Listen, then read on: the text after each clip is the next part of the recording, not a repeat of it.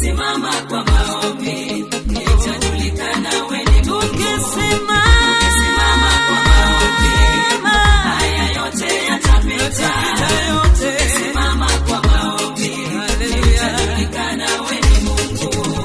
Tukisimama kwa maombi haya yote yatapita. Tukisimama kwa maombi itajulikana wewe ni Mungu. Tukisimama kwa maombi haya yote yatapita. Tukisimama kwa maombi itajulikana wewe ni Mungu. Yesu Kristo ndilo jibu la kweli. Yesu Kristo ndilo jibu la kweli. Hakuna jambo lililo ngumu mbele zake. Yesu Kristo ndilo jibu